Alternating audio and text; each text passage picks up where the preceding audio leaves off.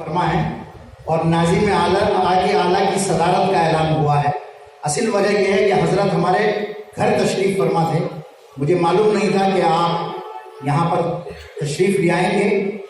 خیر، اس کی مکافات یہ ہے کہ حضرت کے بیان سے پہلے اور دستار بندی سے پہلے میں درخواست کروں گا کہ 5 منٹ کے لیے ہمارے جمعیت علماء صوبہ دہلی کے صدر حضرت مولانا محمد مسلم صاحب قاسمی، استاذ حدیث مدرسہ عالیہ فتح پوری تشریف لائیں اور اپنی حاضری کم سے کم درج کرائیں۔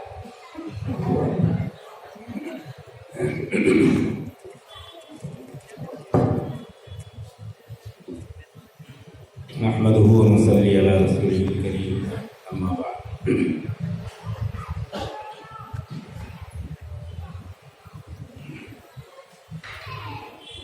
اسٹیج پہ تشریف فرما ہمارے مہمان خصوصی حضرت مولانا حبیب اللہ صاحب مدنی، جو ہمارے حضرت قائد ملت حضرت مولانا سید ارشد مدنی صاحب دامت برکاتہم کے صاحبزادے ہیں، ہماری اس مجلس میں تشریف فرما ہے۔ یہ ہمارے اور آپ کے لیے بڑی سعادت کی بات ہے۔ ہم ابھی تھوڑی دیر میں انشاءاللہ ان سے بہت کچھ چیزیں سنیں گے اور سیکھیں گے۔ اسٹیج پہ ہمارے بہت باوقار اور معزز علماء کرام میں تشریف فرما ہے۔ مجھے چند منٹ کے لیے کچھ کہنے کے لیے کہا گیا ہے۔ آج کے اس اجلاس میں آج کا جو موضوع ہے اس مجلس کا، اس میں 2 چیزیں ہیں۔ ایک سیرت النبی ہے صلی اللہ علیہ وسلم، اور ایک جو ہے دستار بندی ہے۔ اس سلسلے میں وضاحت حضرت مولانا کو فرمائیں گے۔ ابھی آپ مولانا عبداللہ صاحب سے ایک نظم سن رہے تھے، اس کے اندر اللہ کے نبی صلی اللہ علیہ وسلم کی سیرت بھی بیان کی گئی تھی، اور دستار بندی یعنی قرآن مجید کے متعلق بھی ایک آدھ اشعار ضرور اس کے اندر آئے تھے جو اس مجلس کی وضاحت فرما رہے تھے۔ جیسے کہ اللہ کے نبی صلی اللہ علیہ وسلم جب دنیا میں تشریف لائے تو اس وقت اس قدر بےہودگی تھی، انسان کو نہیں سمجھتا تھا، انسان کو جانور سمجھتا تھا، یعنی ایسا ہولناک، ایسا خوفناک منظر تھا کہ آپ تصور نہیں کر سکتے۔ ایک بات آپ کو بتاؤں کہ جب اللہ کے نبی صلی اللہ علیہ وسلم دنیا میں تشریف لائے تو اس وقت کی عرب کی حالت اتنی خراب تھی کہ اس جو میں بات آپ کو بتانے جا رہا ہوں اس سے آپ تصور کر لیجیے گا کتنی حالت خراب تھی۔ اگر کسی کی اونٹنی کسی کے کھیت میں چلی جاتی تھی تو جس کا کھیت ہوتا تھا وہ شخص اس اونٹنی کے تھن کو کاٹ دیتا، اور جب اس کو معلوم ہوا کہ میری اونٹنی کا تھن کاٹ دیا گیا ہے تو وہ جا کر کے اس کے گھر جا کر کے ان کی عورتوں کے تھن کو کاٹ دیتے۔ کیا کتنا برا زمانہ تھا۔ مولانا عبداللہ صاحب نے جو اشعار پڑھے ہیں نا، وحشی عرب کے صاحب ایمان ہو گئے۔ اللہ کے نبی صلی اللہ علیہ وسلم جب دنیا میں تشریف لائے، بچیاں پیدا ہوتی تھیں، ان کو زندہ درگور کر دیا جاتا تھا۔ کتنا آپ سوچیں، تصور کیجیے اس وقت کو کہ ایک بچی جس کے گھر میں پیدا ہوتی تھی اس کو لے جا کر کے اس وقت کا ایک خاص انسان لے جا کر کے اس کو زمین کے اندر دفن کر دیتا تھا۔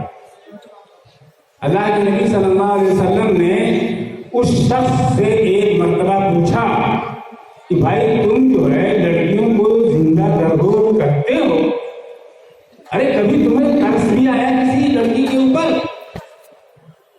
شخص کہتا ہے کہ ہاں اسی کے گھر کی ایک بچی کو لے جا کر کے جب وہ دفن کرنے کے لیے لے جا رہا تھا تو بچی پوچھتی ہے کہ چچا جان کہاں لے کے جا رہے ہو؟ وہ لے جا کر کے جب گڈھا کھودتا ہے اور گڈھے سے جب وہ گرد و غبار اس شخص کی داڑھی کے اوپر آتا ہے تو وہ لڑکی داڑھی کو جھاڑتی ہے اور پوچھتی ہے کہ چچا جان کیا کر رہے ہیں آپ، کس لیے مجھے لے کر کے آئے ہیں؟ اس شخص نے کہا کہ میں نے اس بچی کو جب دفنایا ہے تو اس وقت جو ہے مجھے بہت ترسا۔ اللہ کے نبی صلی اللہ علیہ وسلم کی آنکھوں میں آنسو آ گئے۔ صحابہ دیکھ رہے ہیں کہ آپ کی داڑھی آنسو سے تر ہو گئی۔ صحابہ نے کہا کہ بس کرو۔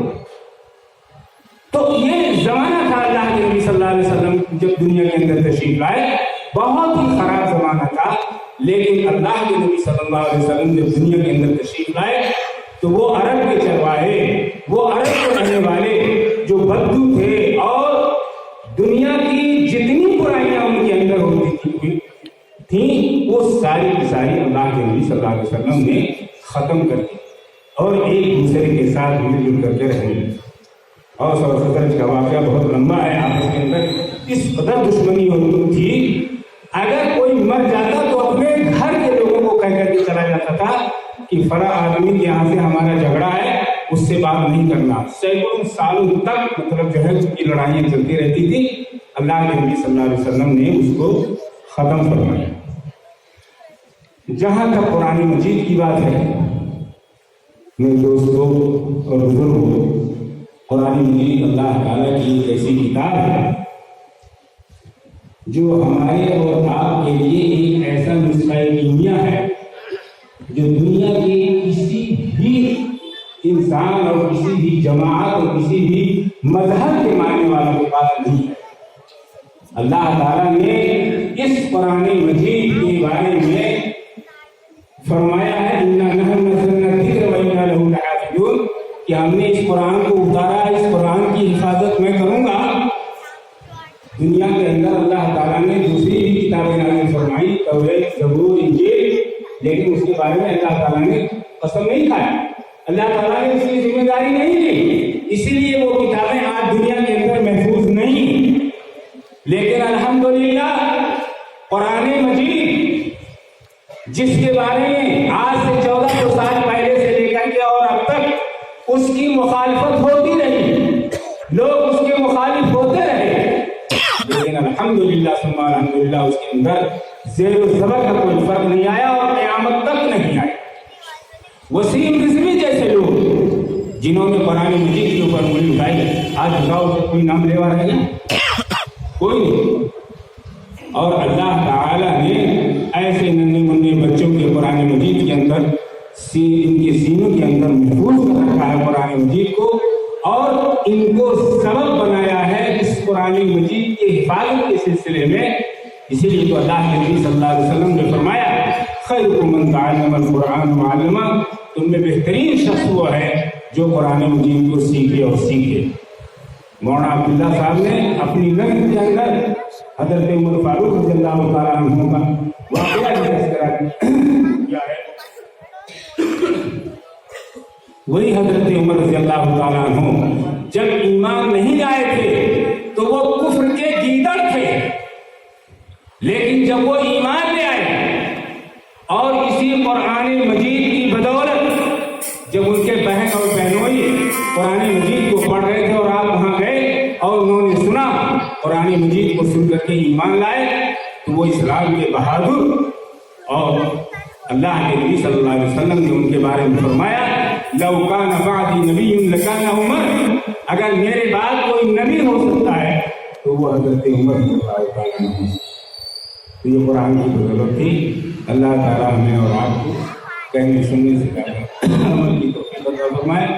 میں آپ کے درمیان زیادہ دیر حائل نہیں رہ سکتا، میں اسی پر اپنی بات کو ختم کرتا ہوں اور دعا کرتا ہوں کہ اللہ تبارک و تعالیٰ جن حضرات نے اس مجلس کو سجایا ہے، اللہ تعالیٰ اس مجلس کو کامیابی عطا فرمائے۔ وآخر دعوانا الحمد للہ۔